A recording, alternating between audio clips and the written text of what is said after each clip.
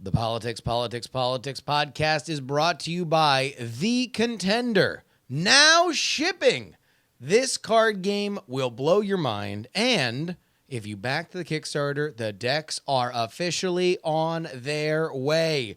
Go ahead and see a video of me celebrating that fact by dancing without my pants on at Contender Game on Twitter or Contender Game on Facebook. If you were not so lucky to get in on the Kickstarter, don't worry, we got you covered. TheContender.us will have you set up with a presidential party pack featuring the deck and over 60 custom buttons that'll blow your mind. Head on over thecontender.us and by patreon.com/jury. That is where you can support this very, very show by donating on Patreon. Thank you guys so much for supporting not only this show, but also my one mic program, Jury, airing on Sunday nights. Thanks again to everybody for helping out with that.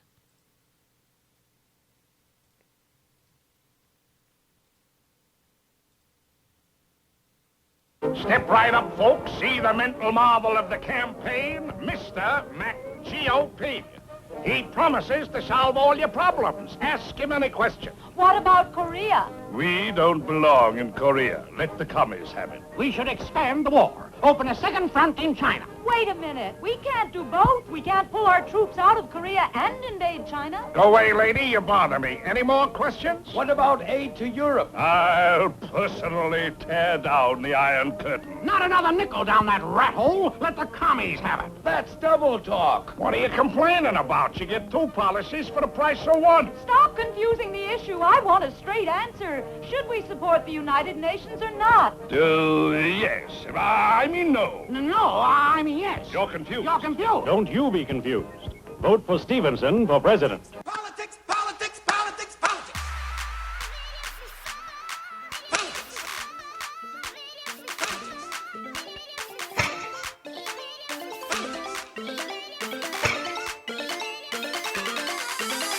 Politics, yes.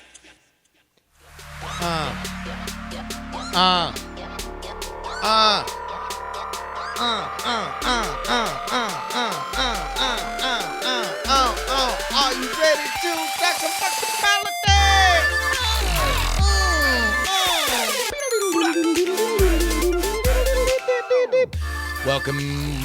Welcome everybody to the Politics program.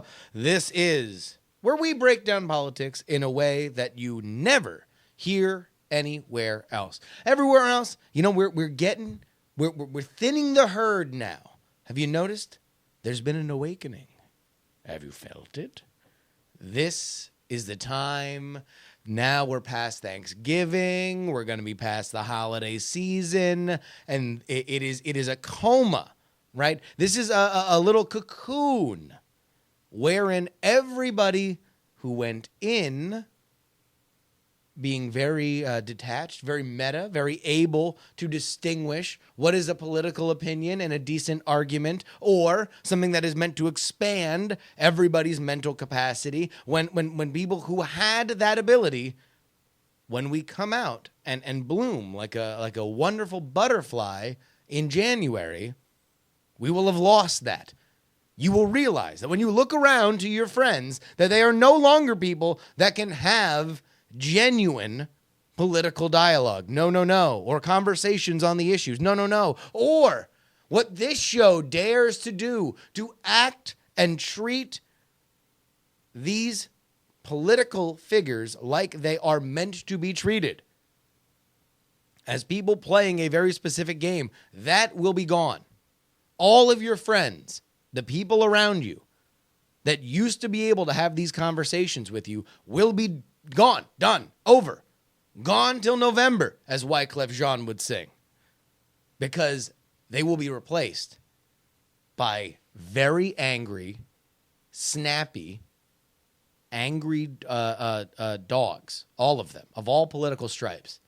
And so now, if you're gonna say like, man, that Donald Trump, he seems to be doing bleep blop or blop, they will not be able to say, yeah, man, Donald Trump, and then have a conversation. No, that'll be gone.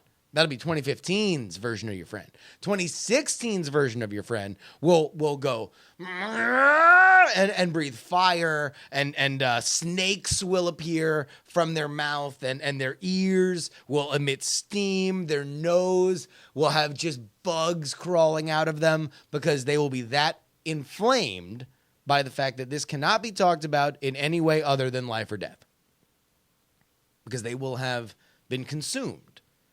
They will have been co-opted by the political machine. Because again, politics is about getting people into a booth to press your button. That's it. But don't worry. Because when all your friends turn into these crazy fire-breathing automatons, you'll be able to come here. The Politics program. The only place that dares, again, to treat this spectacle the way it is meant to be treated. And I'm happy to have you. I am happy to be sharing my political season with you. And boy, howdy, what a political season it has already been and will continue to be. We turn our attention at the head of the program to what I believe to be, if it were to happen, the only way that this particular presidential season could get any more interesting. Because I do believe that we have seen a sea change in what it means to be a politician during this cycle. And of course, I'm talking about Donald Trump. Donald Trump is a game changer. I mean, for, specifically for his policies.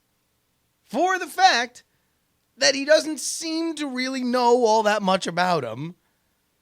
He has talking points. He is very, very good at inflaming the base and really doing one thing that is inarguable, being a flaming sword and backbone for disenfranchised, angry conservative voters, which is why I believe he's gaffe-proof. He can say whatever he wants, and the media... who by and large hates him, but then again, it's because by and large reporters and stuff are liberal, and I'm not saying that they're bad at their job. I'm just saying that like this stuff tends to stick to conservative people more than it sticks to liberal people. They have done their best, and Trump has given them every little bit of ammo to do it, to stick things to the Donald. The Donald is Teflon, apparently. He just cannot stop winning.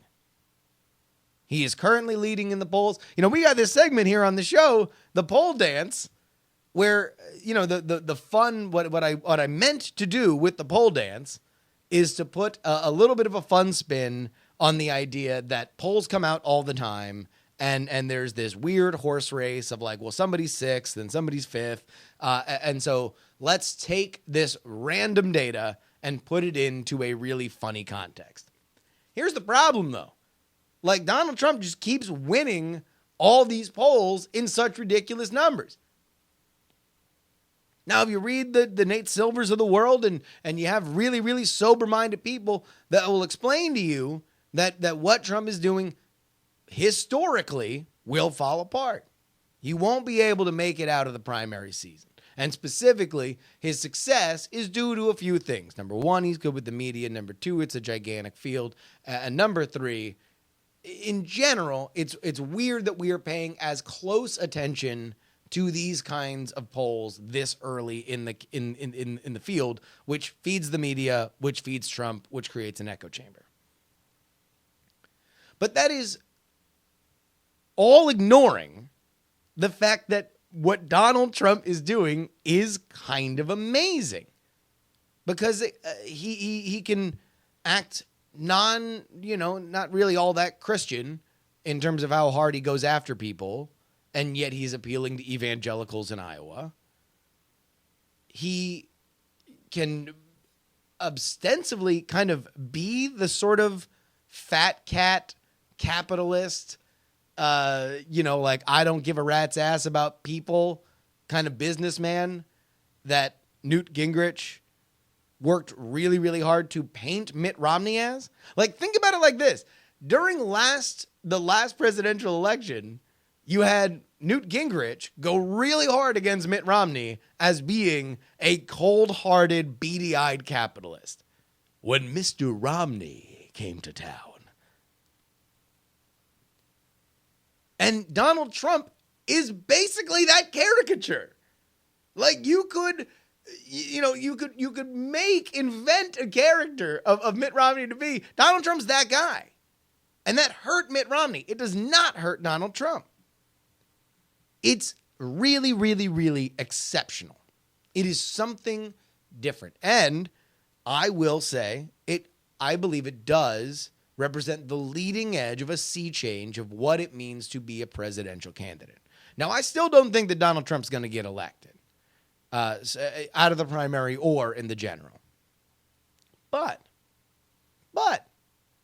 I do think that he has taught indelible lessons to future conservative candidates that will have to be heeded. In fact, I believe that he is a continued lesson of Obama getting elected. Because Obama was very media savvy, was regarded as a lightweight on the issues, even within the Democratic circles. I mean, that's what Hillary Clinton attacked him for back in 2008. And yet he did exceptionally well. So here we go. Here is my theory on the only way that we can make this presidential primary season more interesting. I believe it is time to draft another candidate. Conservative voters owe it to themselves to draft another candidate. Now I know you're probably saying, Gerbil McGerbilston, the jury is out when it comes to this segment. Because you just did a big old buildup for the fact that conservatives should draft Mitt Romney. Hell no, not draft Mitt Romney. No. Had his chance. Ran twice. And kind of, to me, even though I think he's a better candidate than he showed both times, I'm sorry. No, ain't going to happen. Well, then who? Who would you draft? Who do you believe would shake up this race? I'll tell you. Now, again, I'm going to trust you guys here. You, the listeners to the Politics podcast. I'm going to treat y'all like adults. I'm going to tell you. Like, this is not about who I believe would be the best. It is who I believe would effectively shake up this race the most. So I'm going to need you guys to bear with me. I'm going to need you guys to follow me. Because I've been field testing this with my friends. And we had Thanksgiving here last night. I was talking to people about it. I mentioned this, and immediately, I couldn't have the conversation I wanted. Because immediately it's like, oh, God, why? Oh, why? What if he won? And I'm like, this isn't about whether or not he would win. It's not about whether or not he's a nice guy. It's whether or not he would be interesting and would shake up this race something fierce. I believe it is time that everybody who is interested in the chaos of this race to draft as a candidate, as a running candidate for president, Rush Limbaugh.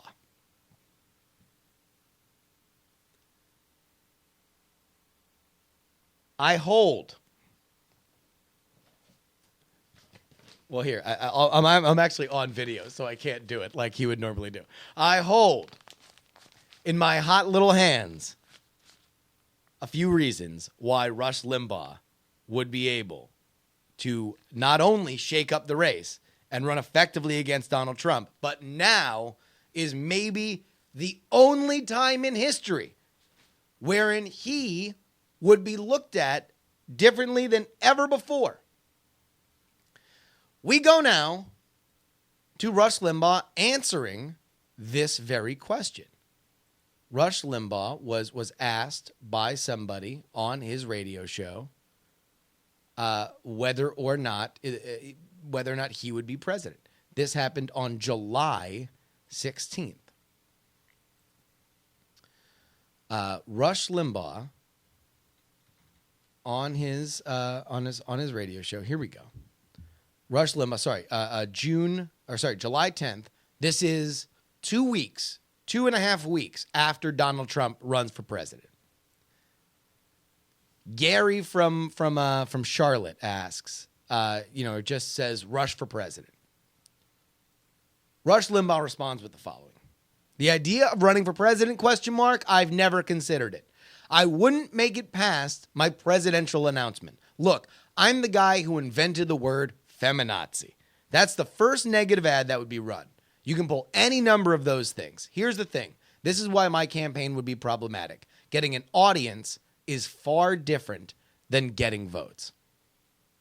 That was July 10th. As I speak to you right now, it is the day after Thanksgiving, November 27th. And why I think that he is right there, right? I don't know if getting an audience is different than getting votes in a climate where Donald Trump is leading every other candidate in the Republican Party by double digits in most major polls. Donald Trump is a poor man's Rush Limbaugh in the case of this particular Republican primary. I think that standing side by side on the same stage, that Rush Limbaugh would look like the sober-minded, up-to-date on the issues version of Donald Trump. Sure, they're both effectively entertainers. They have both effectively built businesses. They are both known quantities to the conservative electorate, except for the fact that Rush Limbaugh is far more of a known quantity. And if you put the two of them side by side, I believe the core voters for Trump would say, oh, wait, I think you're right, Donald. I think that you are a bit of a flaming sword and a backbone for me, the disenfranchised conservative voter, but you ain't Rush. You're not Rush Limbaugh. I think that this is the only time that Rush Limbaugh could run. I think that Rush Limbaugh could run an effective write-in campaign. A write-in campaign. Now, here's the biggest problem. Rush Limbaugh, I believe, would have to leave his radio program because of media laws. Like he would have to, wait a minute. Oh my God, I'm just thinking of this right now. This would be brilliant. Yes, he walks away from his radio program, but the next day he launches the #1 podcast in the history of international metrics, right? Of any internet metric. If Rush Limbaugh ended his radio show today and started a podcast tomorrow, it would be bigger than anything else. In the midst of shaking up the presidential election and saying that he was running a write-in candidacy. Oh man, this would be insane. It would completely cut the nuts out of Trump. But here's the question. Because I think that this is absolutely infallible. And write into me if you think that this is wrong. Specifically if you're Rush Limbaugh. Rush, I'm just talking to you, buddy. Come on. Listen, we both do one mic shows in front of neon signs. Just one pro to another. Like, you got to tell me that this wouldn't be the only time this would work. Because we're going to moderate at some point. At some point, you're not going to be the sober-minded one coming into an election. In fact, I don't think there's ever been an election where you would be the sober-minded one. But we're going to find out whether or not these things have really changed. Whether or not this is about gathering an audience and not necessarily gathering voters. Whether or not there are some people for disenfranchised Republican voters, conservative voters, that they don't care whether or not you've made a mistake, whether or not you've maybe called somebody a slut or a whore when you shouldn't have, whether or not you invented the term feminazi. Because I'll guarantee you this, there is nothing that is in Rush Limbaugh's wheelhouse that's any worse than the kind of stuff that Donald Trump has said now, right? Like put those gaffes side by side. And one of them was on a private radio show. The other one was on stage giving stump speeches. Hell, they've both had their own making fun of a disability controversy, right? Donald Trump's dealing with this right now about this New York Daily News reporter, or then New York Daily News reporter, now a Washington Post reporter, about, and again, oh my God, this is maybe the silliest, like, Donald Trump says that there were people cheering in Jersey City on 9/11. Muslims cheering in Jersey City on 9/11.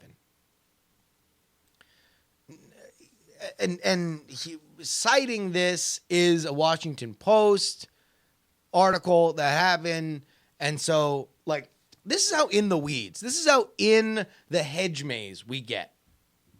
So number one, Donald Trump says that Muslims were cheering during 9/11. A almost unverifiable point, right?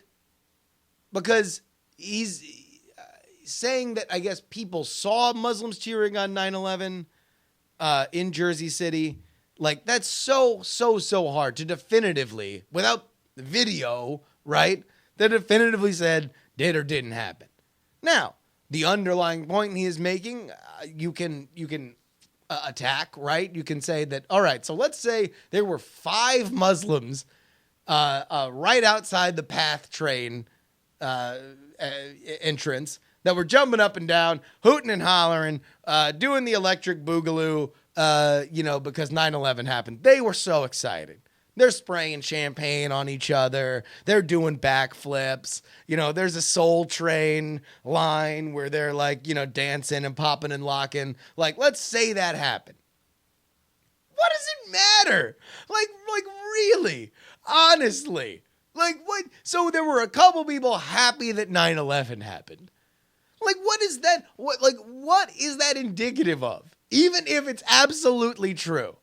Even if there are, it's basically, it is a full 30-minute episode of MTV's The Grind, right? Of a bunch of Muslims that excited that 9/11 happened.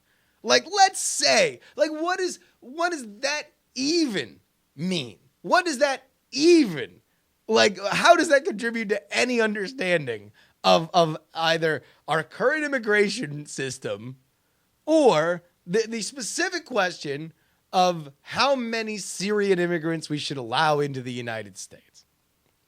Which this podcast is about politics and not governing, but it's like, yeah, okay, we have dumb immigration caps. That's all I'll say.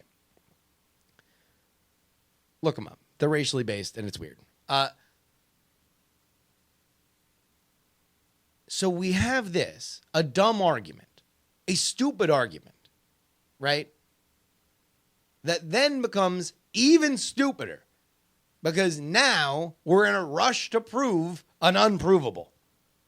And this is Trump detractors, media, everybody's like, oh, that wasn't true. There were no Muslims cheering in Jersey City during 9/11, which sounds reasonable to me.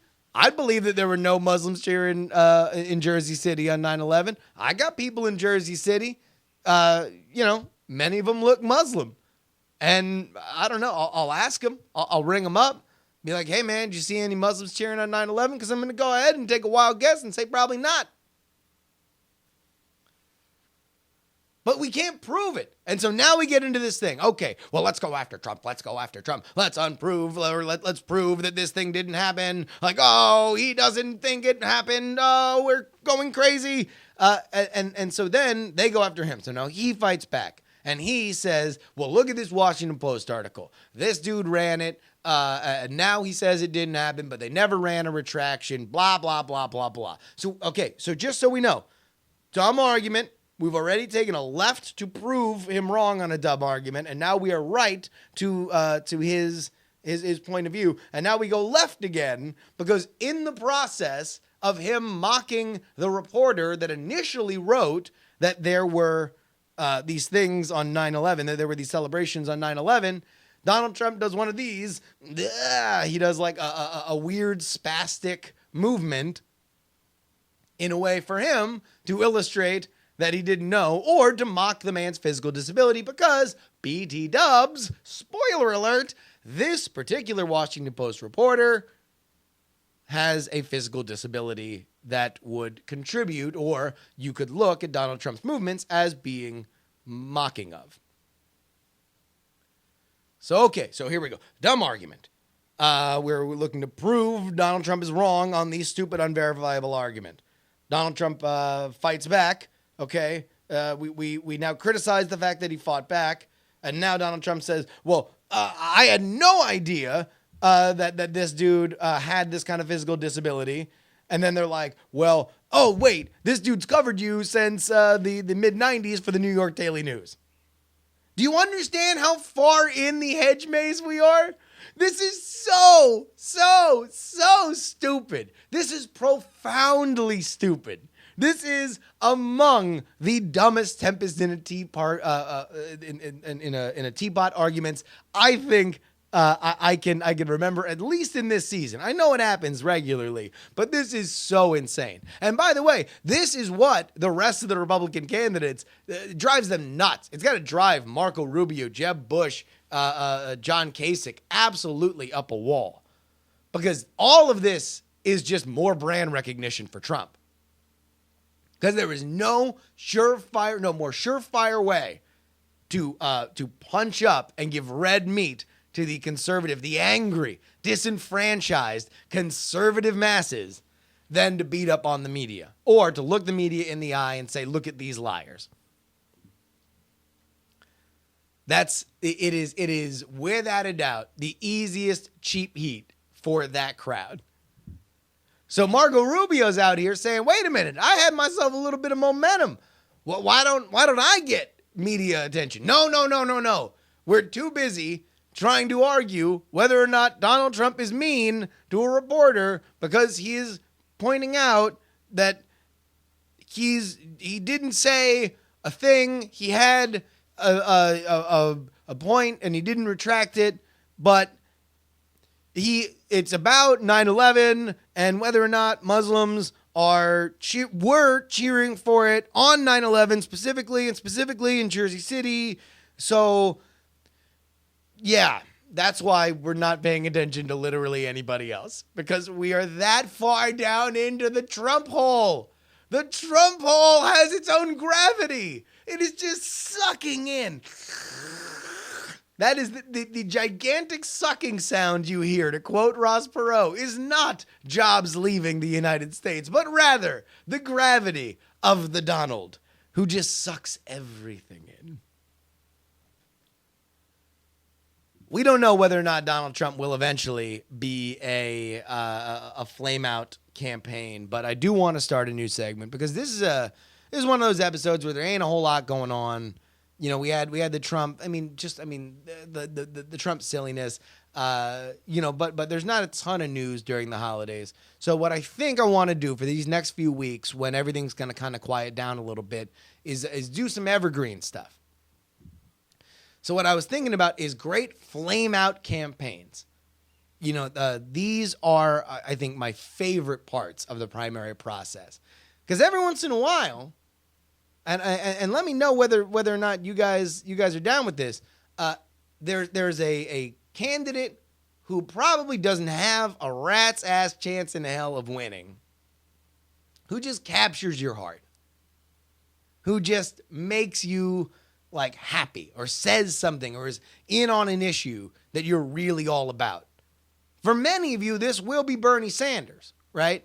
He is a great flame-out candidate. He is somebody that will not make it out of the primary, but you're going to really, really have some love for. So what I want to do is just have you guys, and I'm going to write my own. I want to have love letters to the flame-out campaigns, the great flame-out campaigns. And next week, I'll start with mine, so don't take mine. Mine's Herman Cain. Oh, Herman. Herman Cain, I will write my love letter to thee, and it will be probably over 999 words.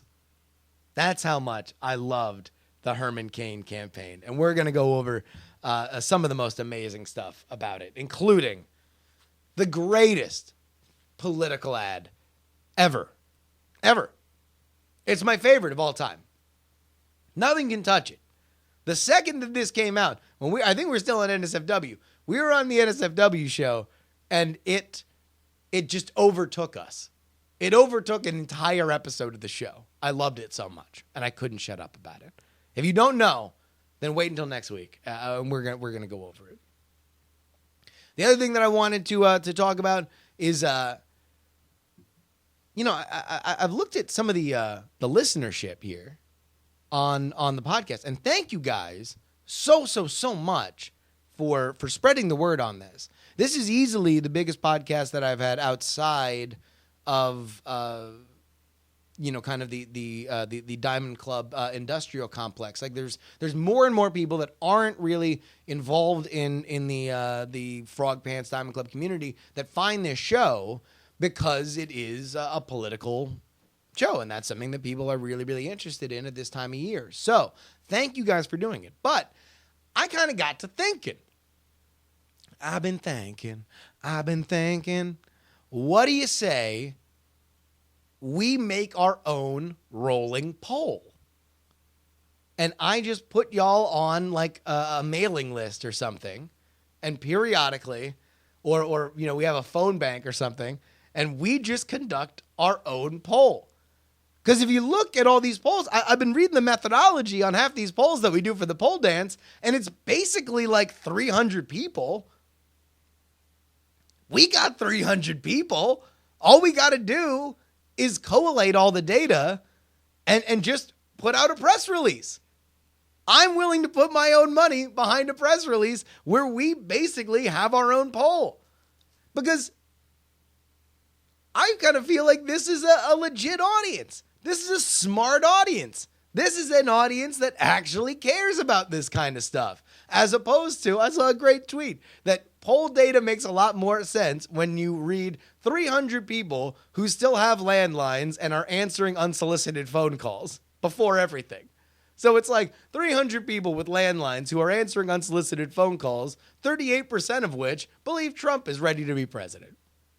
Or 50% of which think Hillary Clinton is a great human being.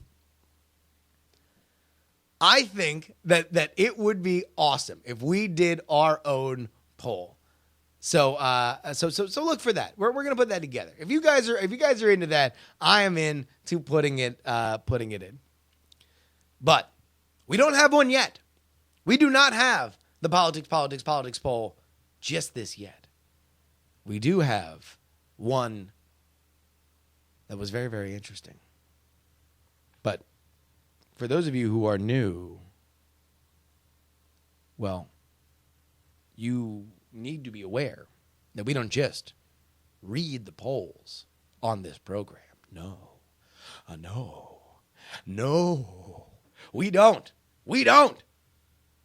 We get suited and booted. Oh, yeah. We spray on our Drakkar Nor.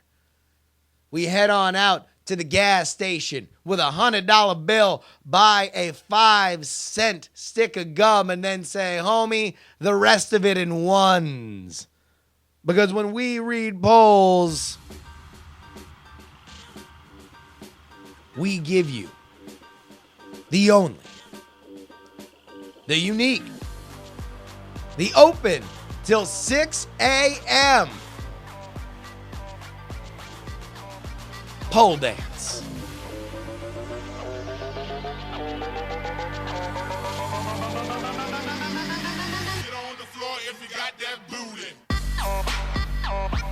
This pole dance comes to you from Marquette and surveys likely Wisconsin Republican voters. It's got a 2.5 margin for error. Not showing up for their shifts this week. They might just get fired.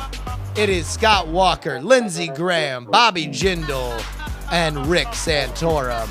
with either no votes or statistically insignificant numbers. Let's go ahead and look at your daytime shift. All registering one single percentage point. It is Rand Paul, Kasich, and Mike I Heart Huckabee. Let's go ahead and move on over to the mid stage. Early shift. We're talking about 7 p.m. Chris Christie at 4. Jeb Bush at 6. And Carly Fiorina at 5. But let's go ahead and move to the main stage. He's surging. It's Ted Cruz at 9%. Uh-oh! Ladies and gentlemen, on the twin pole stage, they're doing double trouble. It is at a double 19%. Marco Rubio and Donald Trump. Uh-oh. Uh-oh. Uh-oh. Uh-oh. Look who's on the main stage by himself now in the cheese state. Show me on the doll where it hurts. It's about to get sexy in here when he plays doctor. It's Ben Carson. Say it with me. Ben Carson. Ben Carson. Ben Carson. Dr. Ben Carson. Ben Carson. Making it rain up in this bitch. Let's go ahead and get to our mail for the week. You can email us at justinrobertyoung@gmail.com. Again, that is justinrobertyoung@gmail.com. Oliver writes, in general, I'm a libertarian on immigration. More people are ultimately better for anyone, but that doesn't mean there aren't problems to consider. First, the culture thing. Quote-unquote culture is a set of standard nods and winks that tell people how to act around each other. It's always easy to assimilate one dude into your culture, but when a bunch of people have already shared your culture, go to one place with a different culture, you're setting the stage for constant misunderstanding, mistrust, and conflict until a shared culture emerges. That's not a problem in South Florida because South Florida has always had a shared culture with Cuba.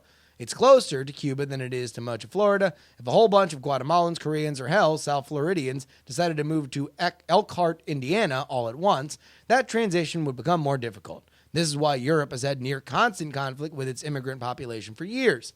The Syrian refugee question, though, is totally different and separate. Americans broadly and happily take in refugees. But here we have a specific, credible threat, and that is ISIS, that will use refugee streams to place terrorists in the United States. At least one of the Paris terrorists moved through Greece, passing as a refugee with a fake passport. So the question is, do we trust the government to do a better job with refugees? As a recent Pew survey shows, America doesn't trust the government to do jack. You're totally right that immigration ultimately makes everyone more rad, but the transition costs are real and we have to pay attention to them. This is something that I'm also going to talk about here on the Jury podcast because I talked about immigration a little bit more. I wanted to read that email here just to kind of illustrate what I think Oliver points out very, very astutely, which is what the through lines of what people will reverberate against. So now the immigration question is not just going to be whether or not these, it's not just, are you a racist or are you not a racist? These are the kind of, this is what Donald Trump is saying when he's talking about immigration. Or that now immigration has become a more hyper-politicized thing because it's not just, they took our gerbs. It's not just Mexican labor lowering, the standard or the price for a job for something. It is also the idea that we might be resettling terrorists into the United States. The only point I would have there is there's a million ways put terrorists into the United States, man. Like, it's fairly easy. If you got enough money, if you're a terrorist, if you're like, man, F the United States, I gots to get that country.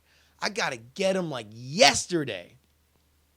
If that's your real thing, right, and that's what you're really, really into doing, man, is it easy to do it. Like, you can just, if you have an active passport, you can just, like, really all you need is money. You can get into the United States and you can blow stuff up. In fact, I would rather take my chance in immigrating terrorists. Like, so they can listen to podcasts and you know, like, we can go to the titty bar together. Like you know, we just have a good time. I would rather them live here than, like, just show up here on a plane to blow stuff up, because that's easy. Also, side note, I really still don't buy the culture thing, because I think that culture, man, people don't realize how sturdy culture is. Like, that's why subcultures emerge. That's why you have a Little Italy. That's why you have a Chinatown.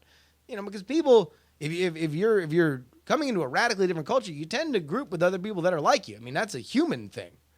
So it's like, cultures assimilate fairly easily.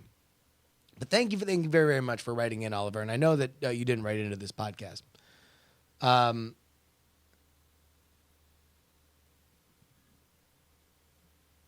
So here, oh man, I mixed up all these emails. Here we go. Shiftlock says, I'm starting to think that Trump has never really wanted to be president, didn't expect to get this far, and is now more outrageous because F it. You know, I think he might not have thought that he was going to get this far. I think he has overperformed his expectations, although who knows, because he is a very sure of himself individual. But I don't think he's really acting outrageous for him. You know, I think he is just being the private person that I think a lot of people who run for president are publicly. Like, you have to be an egomaniac to run for president.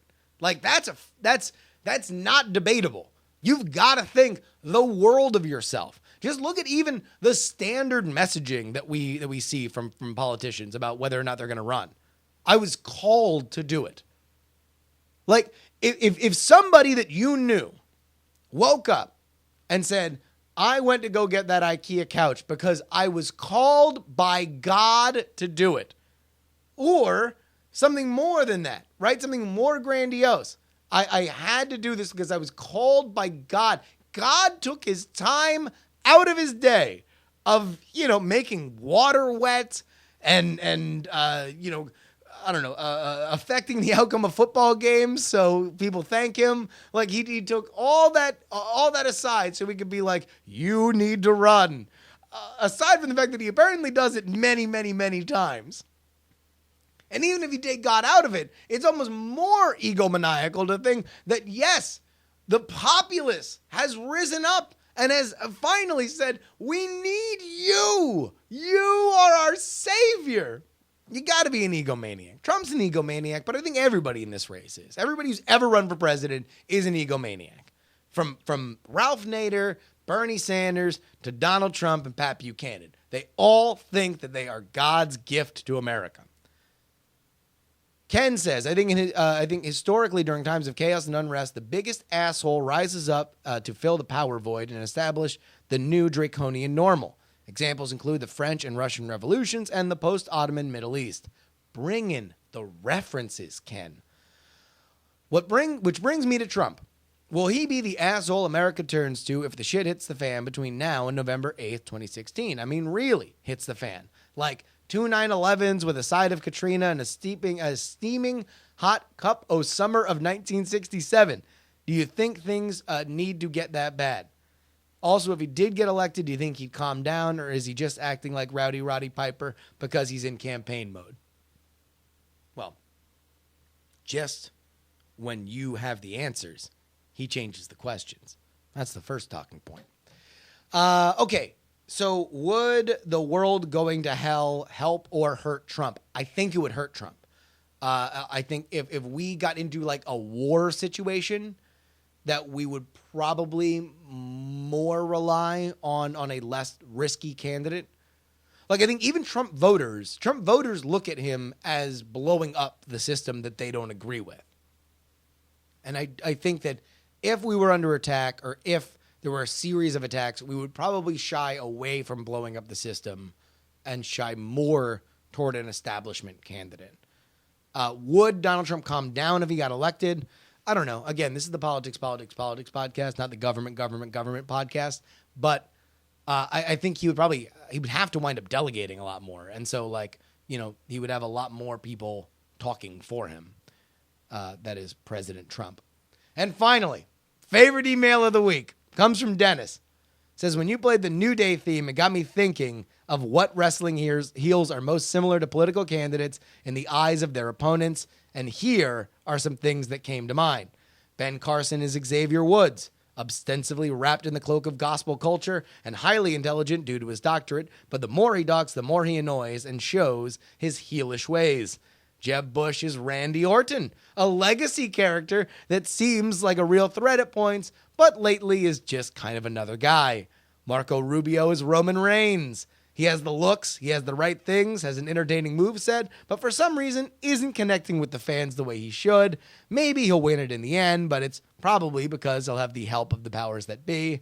And Donald Trump. Donald Trump is the Undertaker.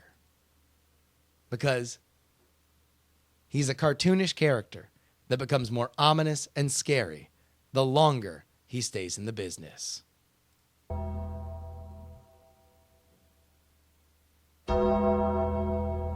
This has been the Politics program.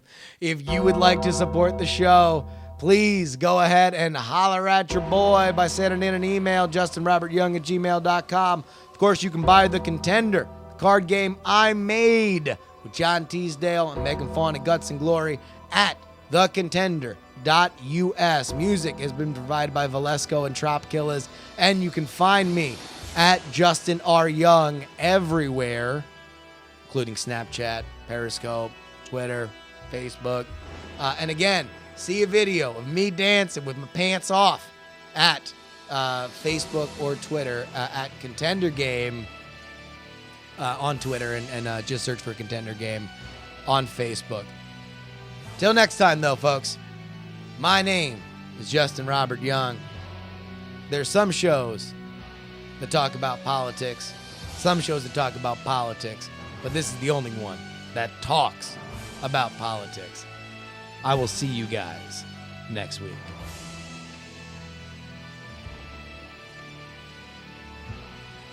Politics, politics, politics, politics. Politics.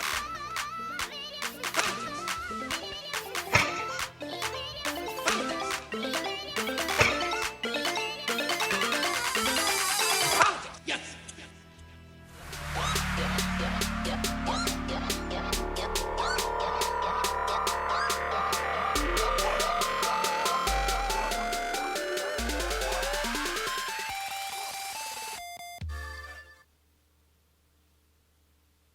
Diamond Club hopes you have enjoyed this program.